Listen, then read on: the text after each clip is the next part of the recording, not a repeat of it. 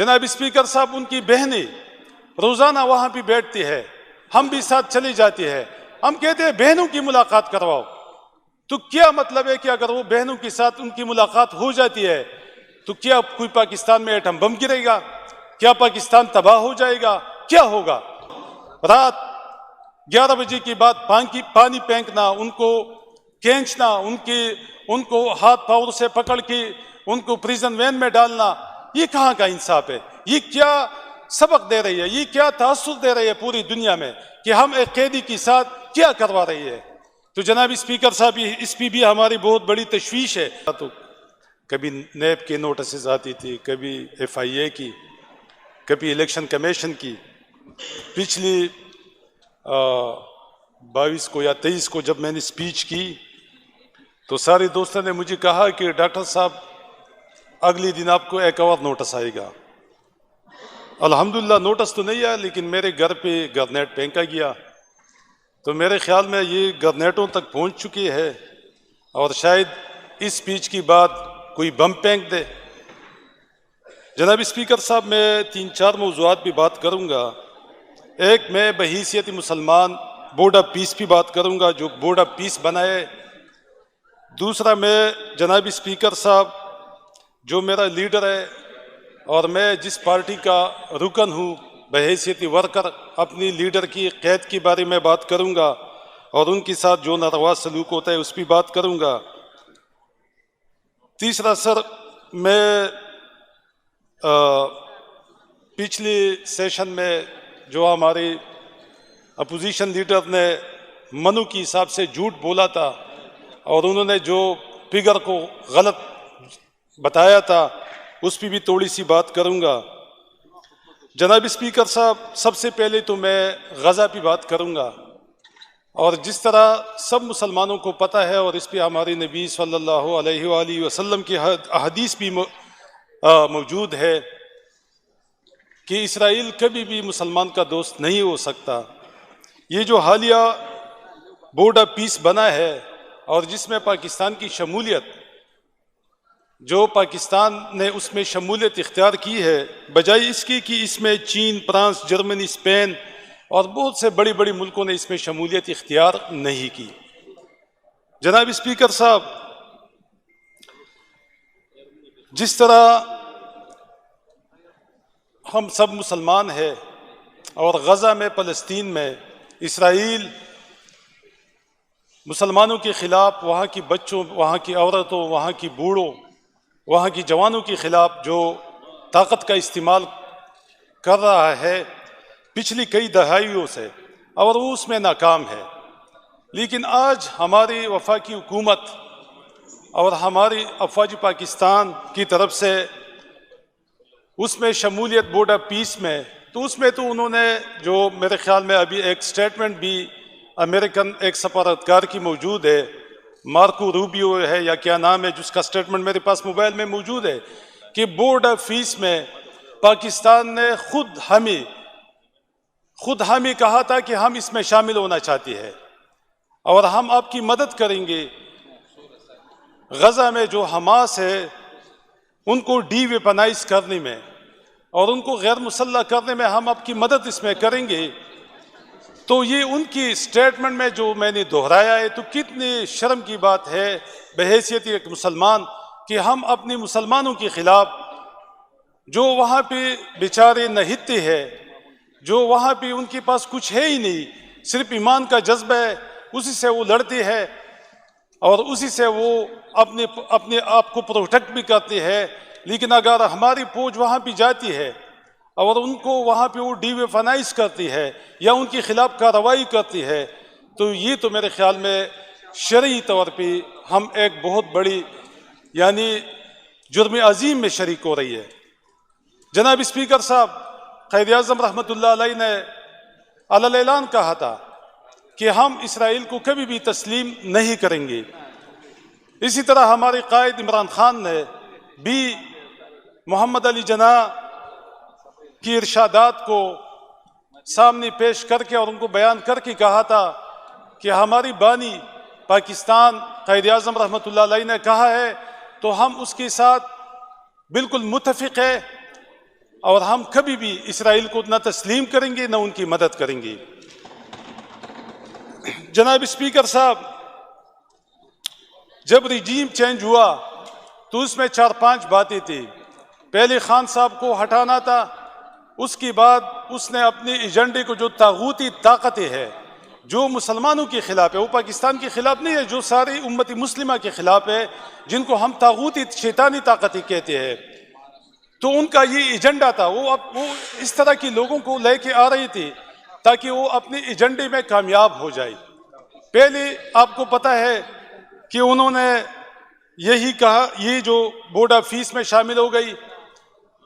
اس کے بعد ان کا جو اگلا ایجنڈا ہے وہ ہماری پاکستان کا ایٹمی پروگرام ہے، اس کو ٹارگٹ کروانا ہے، اس کو رول بیک کروانا ہے، یہ ان کا آخری ڈیمانڈ ہے۔ اور یہ میرے خیال میں ہمارے خان صاحب نے جب وہ رجیم چینج کے ذریعے وہ وزارت عظمیٰ سے ہٹائی گئی زبردستی، تو انہوں نے کہا تھا کہ وہ ساری باتیں مانیں گی جو یہ مجھ سے نہیں کروا سکتی، لیکن تب بھی ہماری کچھ مذہبی جماعتیں ان کے خلاف کہ یہ اسرائیل کا ایجنٹ ہے۔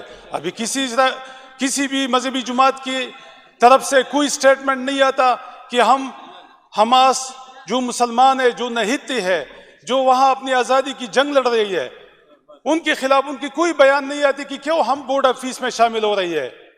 جناب اسپیکر صاحب، یہ ہمارے مسلمانوں کے لیے اور ہمارے پاکستانیوں کے لیے ایک بہت بڑا دھچکا ہے، اور ہماری جو اسلامی شعار ہے ان کے لیے بہت بڑا دھچکا ہے۔ تو ہم اس کی شدید الفاظ میں مذمت کرتے ہیں، اور جو لوگ اس سازش میں، اس گناہ میں یعنی گناہ کبیرہ میں شامل ہے، آپ دیکھیں گے کہ اللہ تعالیٰ ان کا کیا حشر کریں گے۔ اللہ تعالیٰ تو قرآن میں فرماتا ہے کل نفس ذائقۃ الموت، ہر بشر کو موت کا مزہ چکھنا ہے۔ ان لوگوں نے بھی موت کا مزہ چکھنا ہے، ان لوگوں نے بھی معاشر کی میدان میں جانا ہے اللہ کے سامنے، انہوں نے بھی قبر میں سوال جواب کا سامنا کرنا ہے۔ تو کس طرح کریں گے کہ ایک مسلمانوں کے خلاف یہ اس طرح بڑا فیصلہ انہوں نے کیا؟ تو میرے خیال میں اپنی ذاتی مفادات کے لیے کیا، اپنی اقتدار کو دوام اور اپنے اقتدار کو طوالت کے لیے کرنا پڑا۔ لیکن یہ یاد رکھیں کہ جو اللہ کا حکم ہے کہ ہر زندہ سر نے اللہ کے پاس جانا ہے، اس نے موت کا مزہ چکھنا ہے، تو ان لوگوں نے بھی چکھنا ہے، اور انشاءاللہ اس کا اثر ساری دنیا دیکھ لیں گی، سارے مسلمان دیکھ لیں گی۔ جناب اسپیکر صاحب، دوسری بات جو میرے لیڈر عمران خان کے ساتھ ایک وہ ناجائز کیسز میں قید میں ہے، اور سب کو پتہ ہے کہ ان کی کیسز کیا ہے، یعنی کسی کے پاس کوئی ٹوس ان کے خلاف کچھ ہے ہی نہیں۔ لیکن اس سے زیادہ جو تشویشناک بات ہے، جو پچھلے ہفتے ان کا ایک ہاسپٹل میں فیمز میں وہاں بھی ایک پروسیجر ہوا۔ پہلے یہ وزراء نہیں مان رہی تھی، کہہ رہی تھی کہ جھوٹ ہے وفاقی وزراء، پھر جب وہ بات سامنے آ گئی تو پھر انہوں نے مانا کہ ہاں ایک چھوٹی سی پروسیجر ہو گئی ہے۔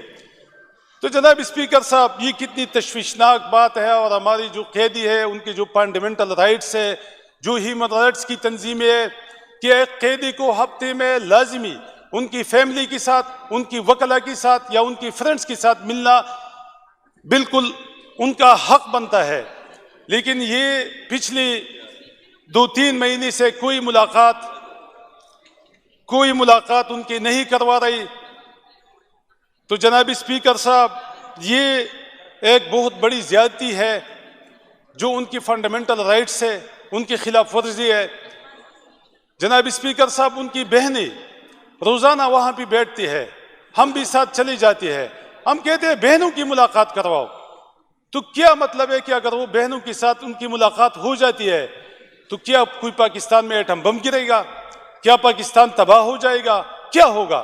ملاقات کر لیں گی، واپس آئیں گی، ان کی صحت کے بارے میں وہ لوگوں کو بتائیں گی کہ وہ ٹھیک ہے، ان کی کروڑوں کی ان کی مرید ہے یہاں پاکستان میں، جو ان کے ووٹر ہے، جو ان کی سپورٹر ہے، وہ کروڑوں کی تعداد میں ہے، تو ان کو تسلی ہو جائیں گی۔ تو جناب اسپیکر صاحب، وہ بھی یہ حق تلفی کروا رہی ہے، اور پھر ان کے اوپر رات 11 بجے کے بعد پانی پھینکنا، ان کو کھینچنا، ان کو ہاتھ پاؤں سے پکڑ کے ان کو پریزن وین میں ڈالنا، یہ کہاں کا انصاف ہے؟ یہ کیا سبق دے رہی ہے، یہ کیا تاثر دے رہی ہے پوری دنیا میں کہ ہم ایک قیدی کے ساتھ کیا کروا رہی ہے۔ تو جناب اسپیکر صاحب، اس پہ بھی ہماری بہت بڑی تشویش ہے، اور ہم یہ سپریم کورٹ سے جو عملاً اس میں آپ کو پتہ ہے کہ کیا ہوا ہے، 27ویں ترمیم کی بات، 26ویں ترمیم کی بات، 27ویں ترمیم کی بات، اور یہ ساری پارٹیاں جو پاکستان تحریک انصاف کے خلاف ہے، وفاق میں بیٹھی ہے، یہ اس جرم میں شریک ہے، اور انشاءاللہ اس جرم کی ان سب کو پتہ چلے گا کہ ہم نے یہ جو 26 اور 27ویں ترمیم کی ہے، یہ ان کے گلوں میں پندہ انشاءاللہ پندہ بنے گا، اور یہ بھی خود مکافات عمل کی دور سے گزرے گی انشاءاللہ۔ جناب اسپیکر صاحب، اس کے علاوہ میں بحیثیتی پاکستانی بلوچستان میں جو کل ہوا اس پہ بھی بات کروں گا۔ جناب اسپیکر صاحب،